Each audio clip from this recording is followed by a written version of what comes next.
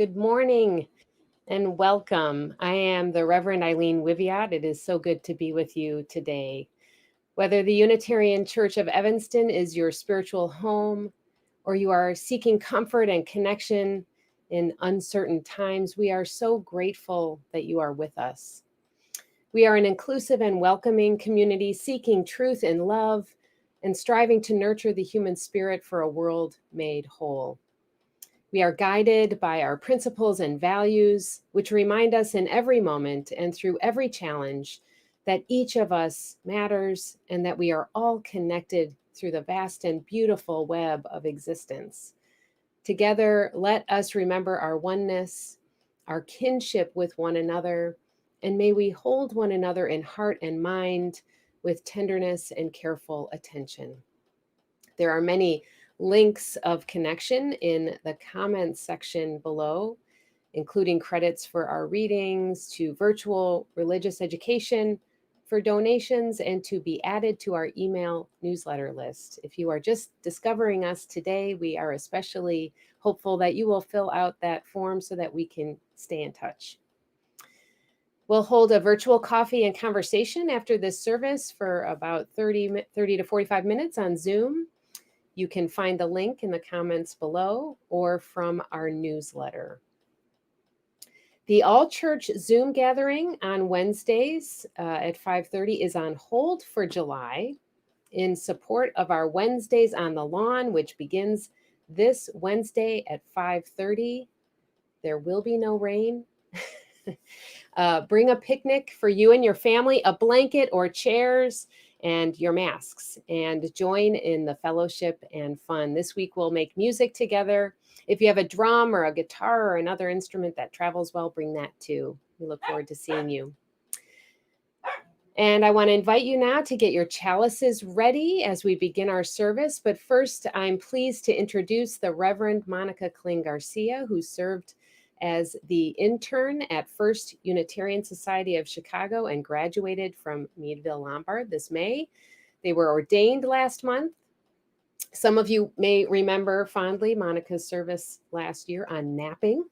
I'm so pleased that they could join us again this summer. Welcome to worship.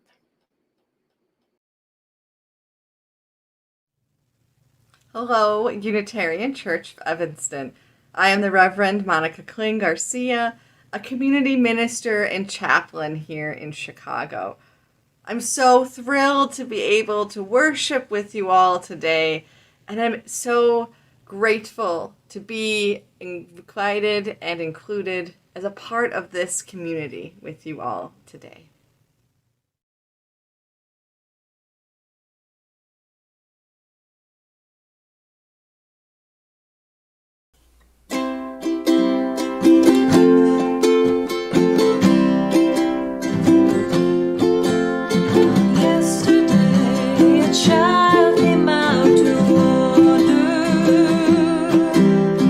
Caught a dragonfly inside a jar.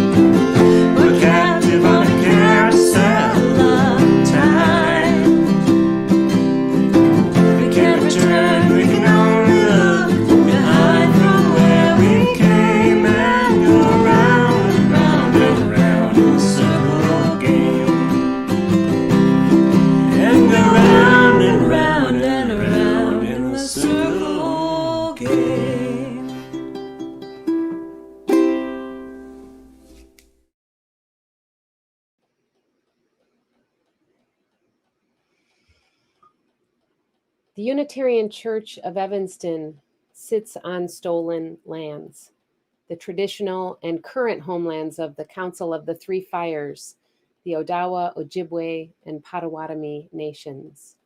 Many other tribes, such as the Miami, Menominee, Ho-Chunk, Sac, and Fox, have and continue to call this area home.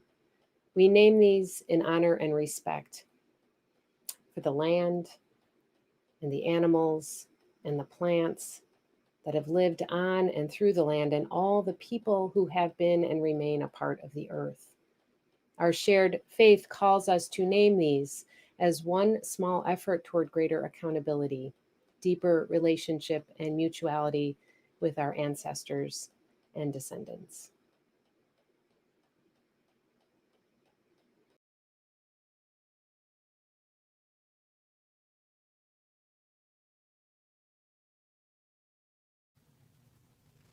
Today, we gather this morning from many different devices in many different places.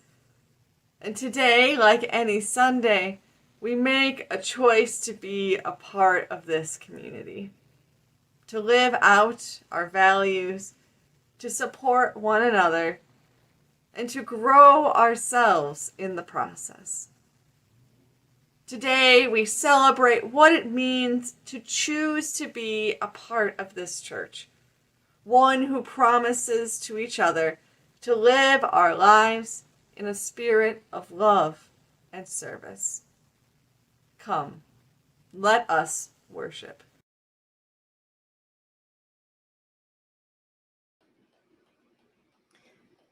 Please join in saying the words of our covenant.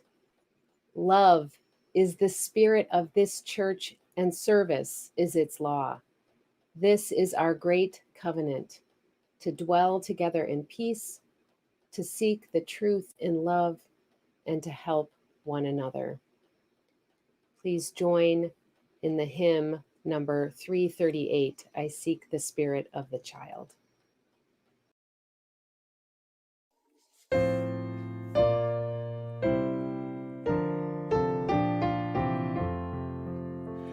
I seek the spirit of a child, the child who meets life naturally, the child who sings the world alive and greets the morning sun with glee.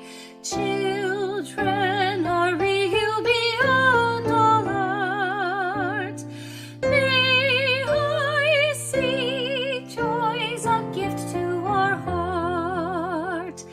I seek the freedom of a child who loves instinctively, who lights our day with just a smile and shines that light on all we see. Children are real beyond all fears. May I see hope's a gift to our tears. I seek the wonder of a child who sees delightfully. No clumsy cloud, no golden sun, imagination's true and free. Children are real beyond all eyes. May I see faith's a gift to our eyes.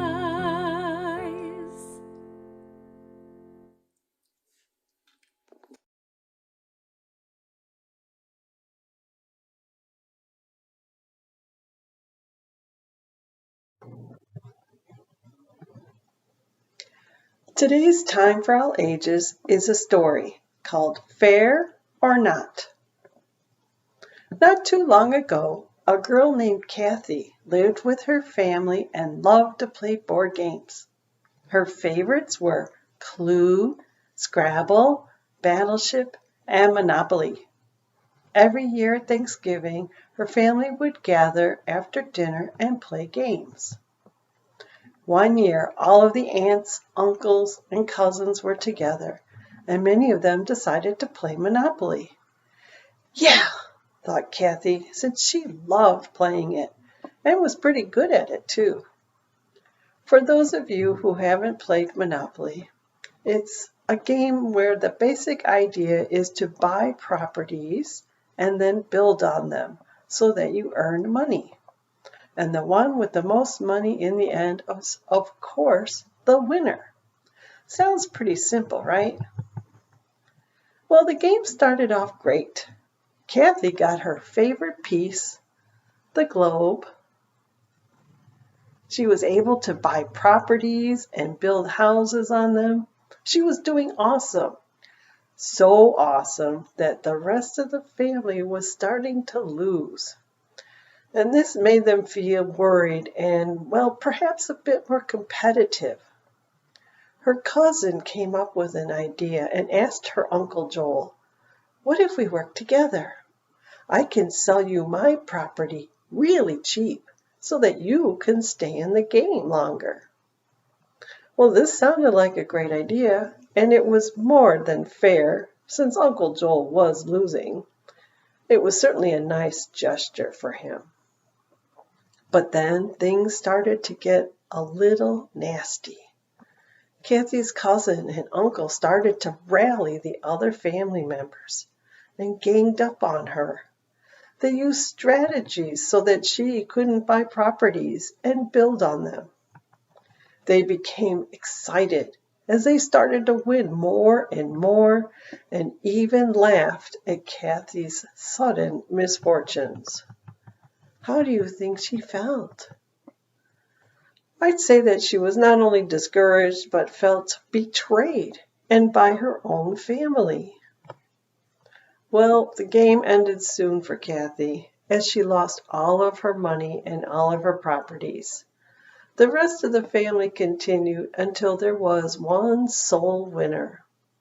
It made the rest of the weekend not quite as much fun for Kathy, but how could she complain? After all, they did play by the rules, so it was technically fair. But to her, it did not feel fair. I wish I could say there was a happy ending to this story, but I can't. To this day, the family has not played Monopoly again. Actually, that day has become a bit of an inside joke after the years have passed. So my parting thought for you is this. Just because you play by the rules doesn't mean a game is fair. The question is, will you do anything to make it feel fair for everyone? The end.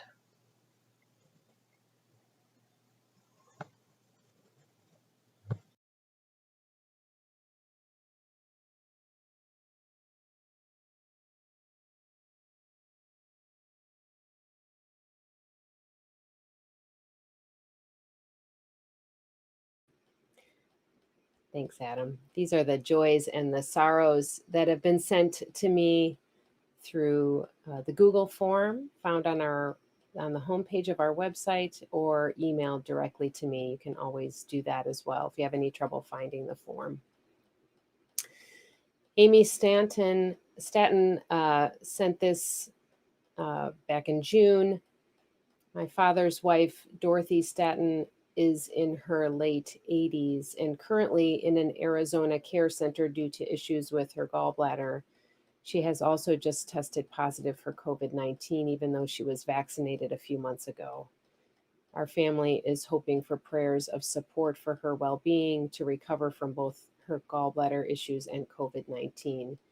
Amy, I hope that things are better for her in the weeks since you first wrote this. A joy from Jordan Strieber. My cousin Kat graduated high school and qualified for a scholarship that will allow her to attend a Chicago City College for free.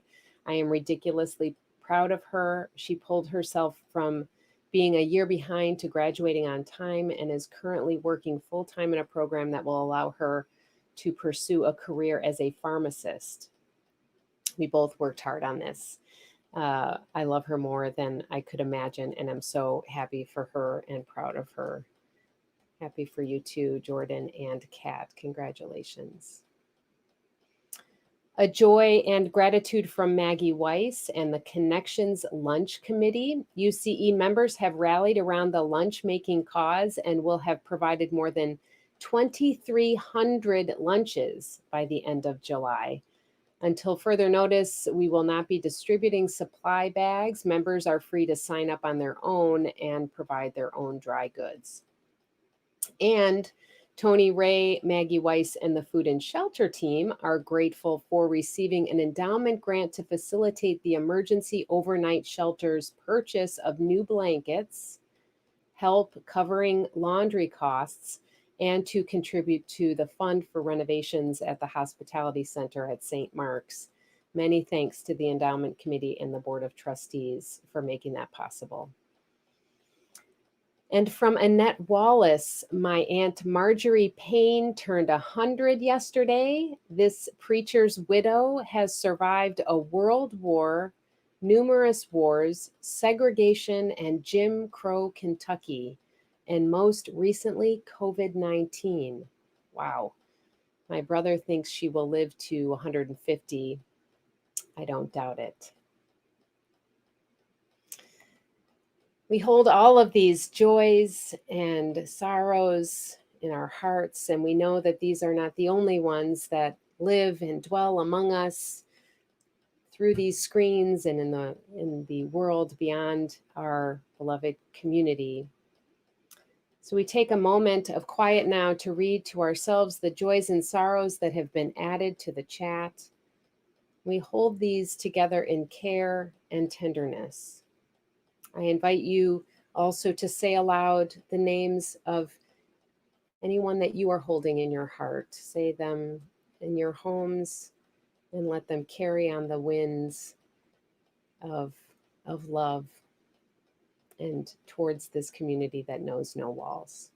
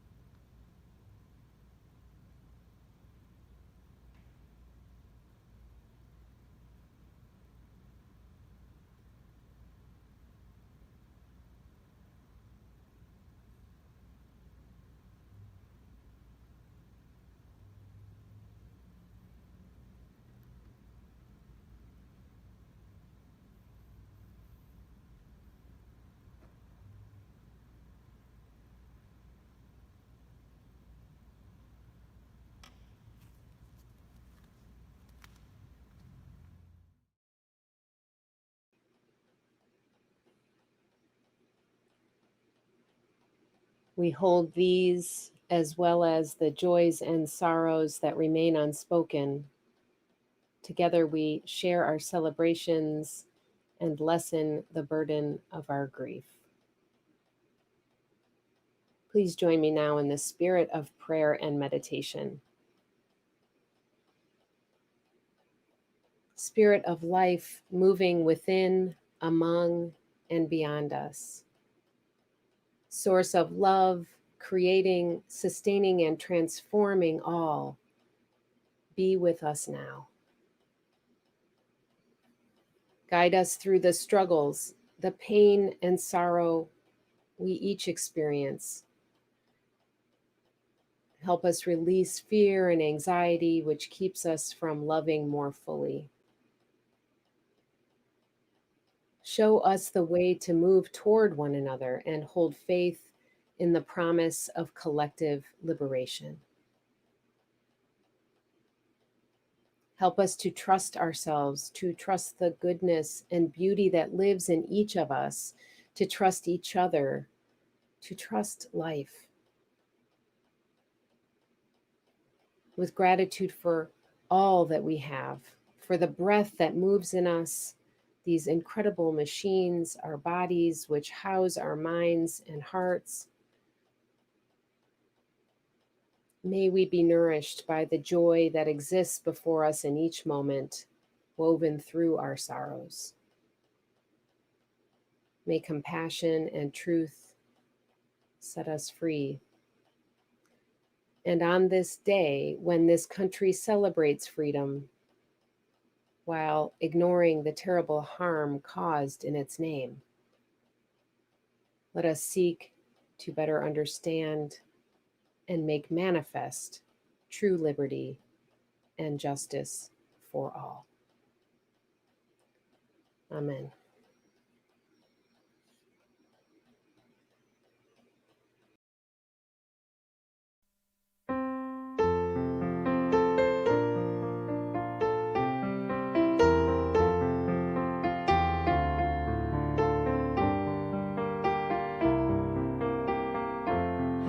From you I receive, to you I give. Together we share, and from this we live. From you I receive, to you I give. Together we share, and from this we live.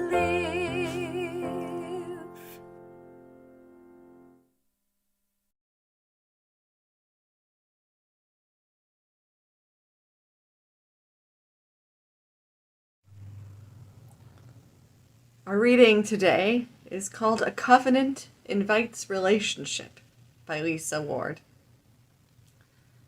A covenant is not a definition of relationship. It is the framework for our relating. A covenant leaves room for chance and change. It is humble toward evolution. It claims, I will abide with you in this common endeavor, be present as best I can in our becoming. This calls for a level of trust, courage, and sacrifice that needs to be nurtured, renewed, and affirmed on a regular basis. A covenant is a dance of co-creation, keeping in step with one another in the flow of our lives. A covenant seeks harmony and a shared voice. Sometimes we may arrive at a unison, but it is not required. A covenant gives authority to shared intention. A covenant invites relationship. The overall trust within this covenant is in the truth, with a capital T, something which no one person can fully see, yet something which each and every person can come to know, in glimpses, in another story, in epiphanies. Truth is ever changing in our seeking to understand because of our limited perspectives. We grow into a deeper sense of the meaning of all things when we take our journeys seriously, with full heart and mind. The courage within covenant is the acceptance and celebration of life, with all of its challenges, pains, ironies, and joys. And the sacrifice within this covenant is in the letting go of dogma, of assumptions, of control, and going over to a greater wisdom which comes to us in bits and pieces.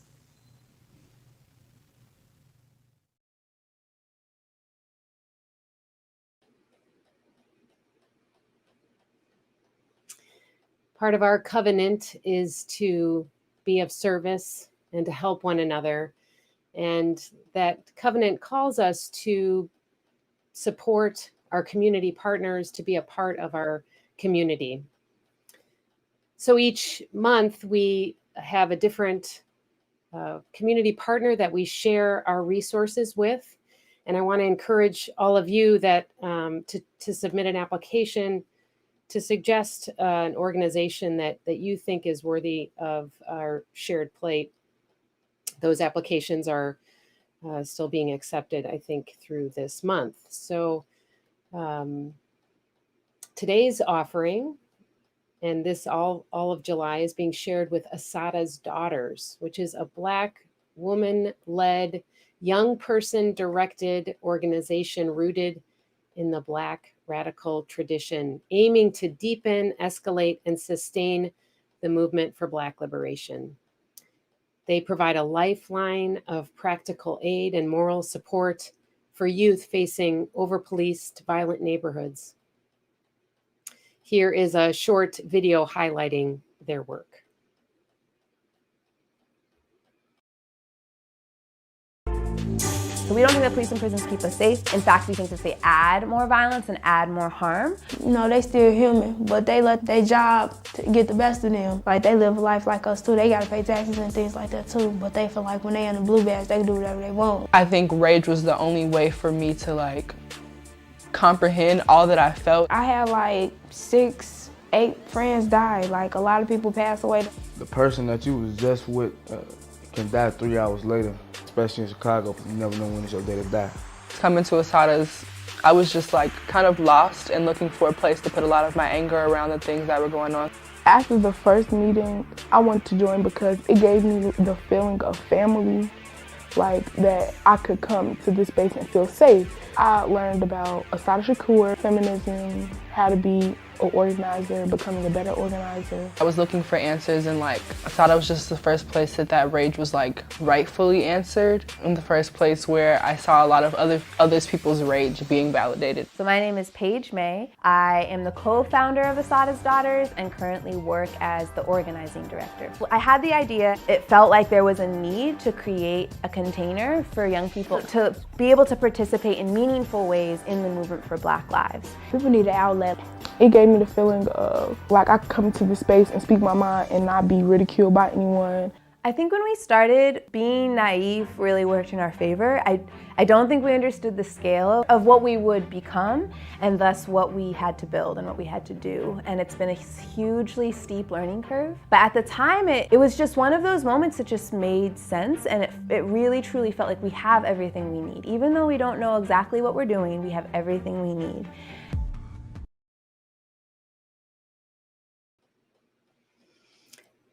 Please give as generously as you are able, and may what you give bring you joy. You can text to give, you can send in a check, or give from our website. And if you do send in a check, please make sure you indicate in the memo line if your check is for the shared offering or for your pledge, capital campaign, or some other giving. Thank you.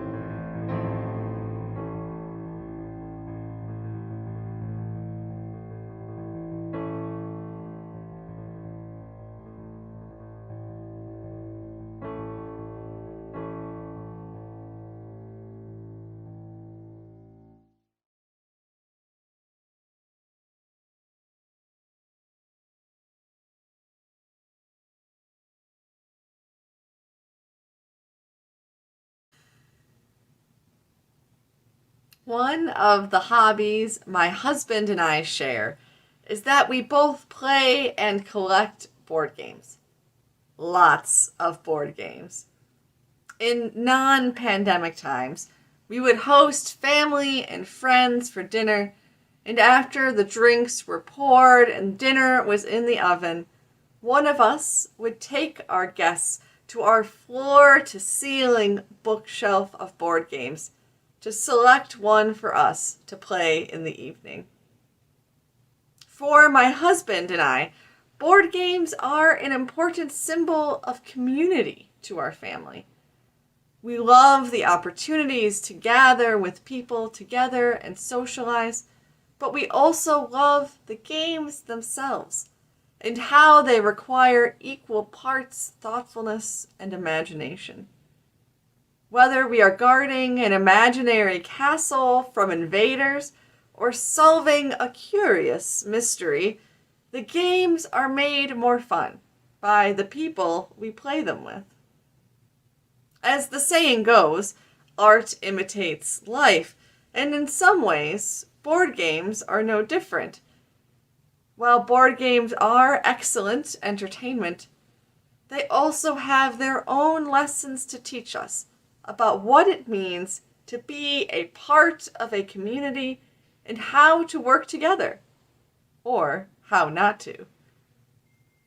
Today, we will be exploring the lessons that these games have to teach us about being in community with each other as a congregation. The history of board games can be traced back as early as ancient Egypt. They have always been used as ways for people to gather and create their own entertainment. The different types of games people played varied from time to time and by location, but often were passed down through generations as a way of having fun together as a community. I'm sure you have your own favorite game that you have many fond memories associated with, be it a simple chess or checkers.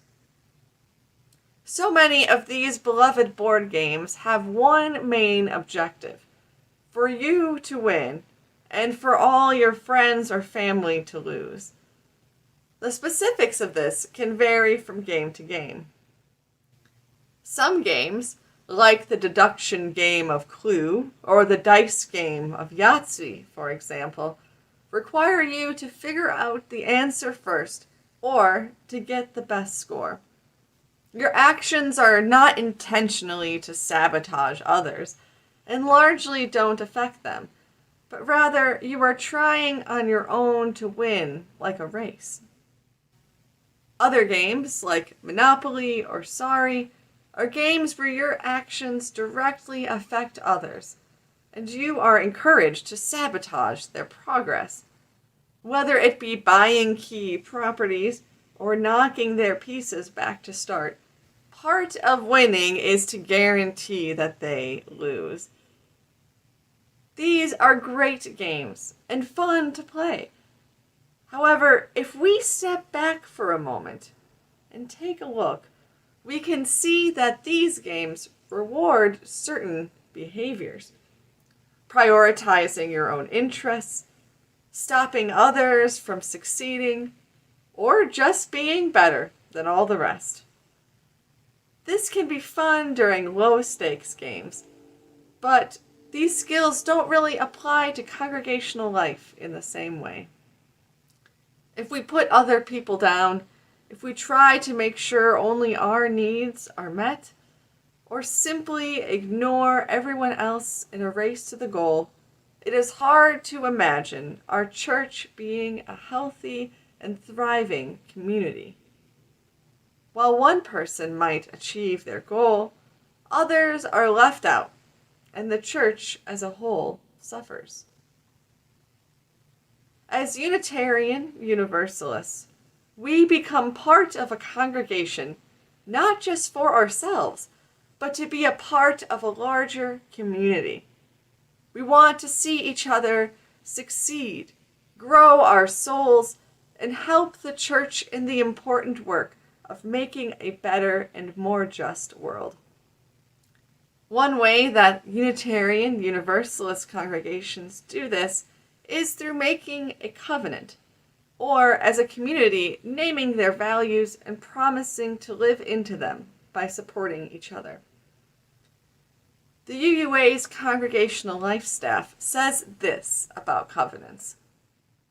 Covenant is the silk that joins Unitarian Universalist congregations, communities, and individuals together in a web of interconnection. The practice of promising to walk together is the precious core of our creedless faith. I served as the intern minister at the First Unitarian Church of Chicago, and every Sunday during my internship, we would start our worship services saying and affirming the covenant. Love is the spirit of this church, and service its law.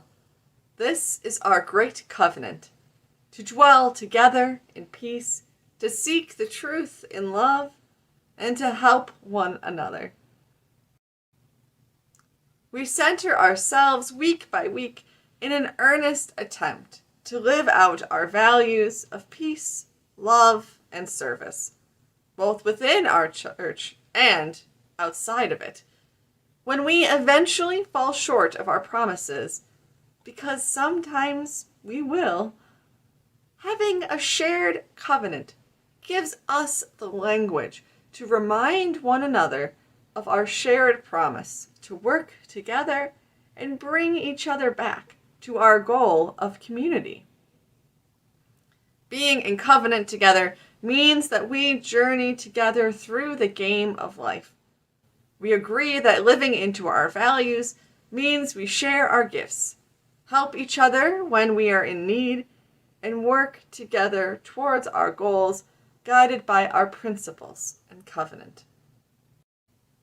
So, to tie this back to our metaphor, is there a board game out there that can demonstrate this mentality? I think so. There's a style of board games that is increasing in popularity called cooperative board games.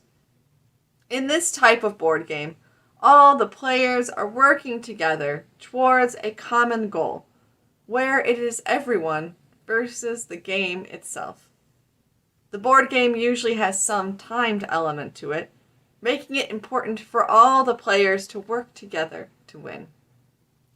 In this style of game, there is no hierarchy of winners or losers. Either everyone wins or everyone loses together. To illustrate this, since it's probably a new idea for many, I'd like to share an example of one of my favorite cooperative board games, Forbidden Island. Forbidden Island is a game where you and the other players are all adventurers on a deserted island trying to find 4 magical artifacts. After you arrive on the island, something goes wrong and you realize that the island starts to slowly disappear. The object of the game is to, as a team, collect all of the artifacts and make sure everyone gets to the helicopter landing pad to escape before the whole island disappears. To aid you on this quest, players can share their cards, which may have different resources, and strategize together openly during each turn. The only way to win is to work together, to communicate, and share what you have. When we think about church as a covenantal community, at our best, we are more like a cooperative board game than a competitive one. We share what we have with each other. We work towards a common goal with the same obstacles of life. It is not about who is more right or who wins, but about how we get there and play the game. And no one wins until we all win. It is important to note that working together cooperatively, even in a board game setting, is not without conflict. Sometimes, even when working towards a common goal, players will experience arguments and tension over what the right move is to make to ensure success for the whole team. When this tension arises, there is discussion and different players may have completely different suggestions about what to do next. Sometimes feelings are hurt. But the only way a team can successfully beat a cooperative board game like Forbidden Island is if they work together and reach a compromise. They must find effective ways to repair the relationships that were damaged. If someone treats the game like a competition, keeping their resources to themselves, prioritizing the moves they want to make, or preventing the moves of other players, everyone will lose. You need everyone to cross the finish line together. If life is a board game, then congregational life is showing your unique hand of cards, offering up who you are and what you can contribute. A religious community like this church is built around sharing the individualized resources we each have in order to help others who are in need. We thrive by recognizing that how we journey together is just as, if not more important, than the destination we are working towards or the sensation of being right. And we do it all in a spirit of love and service. This is not easy work, and it is pretty much the opposite of how our society has taught us to be in the world. If we look to the news, we see a nation that is driven by winning, getting ahead at any cost, exclusivity, and prejudice. That's why when we gather together in our church communities, we must make a conscious decision to set all of that aside. To cast off the commercialized and limiting ways of thinking that are drilled into us from a young age. In order to be in relationship with each other, we have to see that the way in which we achieve our goals is just as important as the outcome. That even when we may disagree with the decisions of the group, we will do what we can to help. Because we know, both as individuals and as a congregation, that none of us will truly win unless we all do. Back when I lived in Wisconsin, my husband and I had a board game group that pre-pandemic met quite regularly, starting in our college years. When we first started playing games together, we played mostly competitive ones, games that focused on keeping resources to ourselves and using intrigue and sabotage to be the single victorious winner. But as the years passed, we began to play those games less often and the cooperative games more. We found that we had far more fun when we were all playing on the same side and working together. The more cooperative games we played, the more we grew and bonded as a group, learning from each other and our shared experience how to best work together and make our way through conflict and disagreements. The more time that went by, the more we began to value our friendships with each other as the most important part of the game. While there may not be a board game committee here at your congregation, I bet there have been opportunities where this community made a choice to work together and went through a similar shift in thinking. A movement towards not going into life alone or competitively, but instead working on the same team together. Being in community together, sharing what we have, and helping each other is so important for our congregations, and also so pertinent to the world today. While our board games are low stakes, the consequences of the division and inequality in our world were and continue to be very real. When I look at the work that our Unitarian Universalist churches are doing, however, I have hope. What we learn here in church about engaging in life and conflict together as a community, we will share with our other communities, and they will share with others, starting a ripple effect out into the rest of the world. I believe that we have the power to engage in forming healthy communities that work together to make our world a better place, starting with what we do right here. As a board game enthusiast, my favorite part about cooperative board games is that whenever it is my turn in the game, I am never going in alone. In the moments where I am handed the die and I feel the panic of not knowing what I want to do, I have my whole team there to talk to and decide the best move to make. And that is what I want to leave you with today.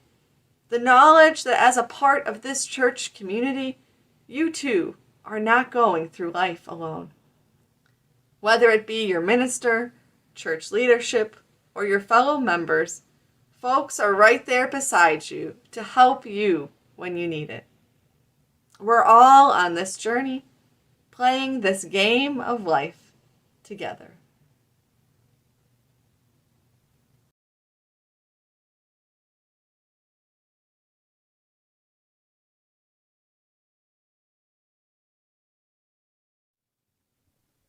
We extinguish our chalice today in the same spirit of community we lit it in, recognizing this work is not work we can do alone, nor is it work we will do perfectly every time, but that we will continue to be in community together.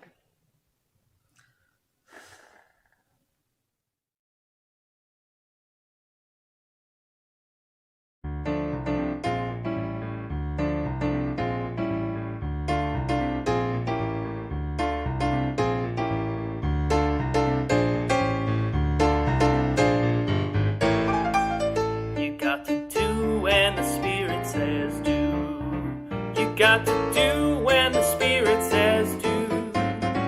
When the Spirit says do, you've got to do. Oh Lord, you got to do when the Spirit says do.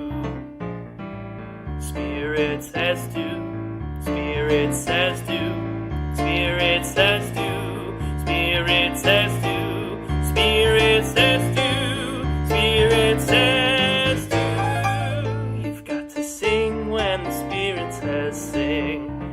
You got to sing when the Spirit says sing. When the Spirit says sing, you gotta sing, oh Lord. You gotta sing when the Spirit says sing.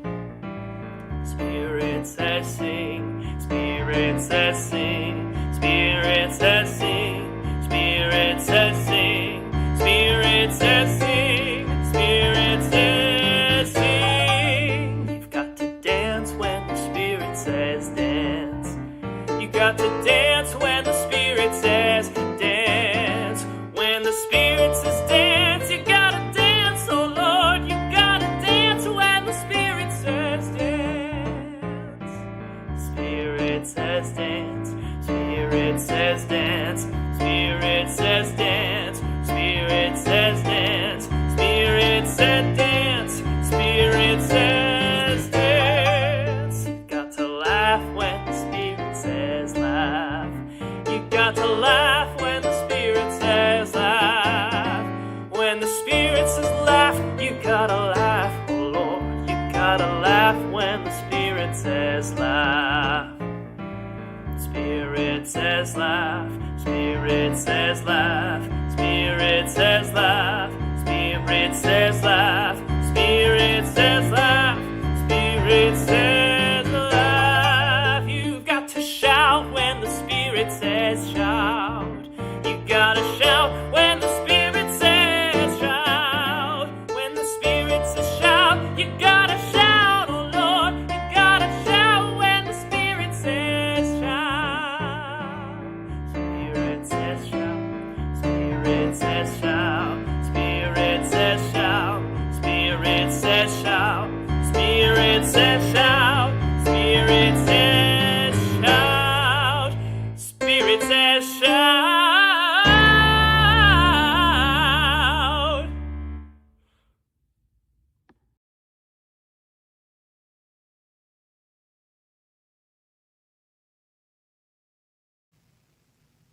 We all know that this journey of life is not without its challenges. But when we decide to be a part of this community, to work together, to support each other, to share our gifts, we never face an obstacle alone. Our worship has ended, and now it is your turn in this game of life. Go forth and be a blessing.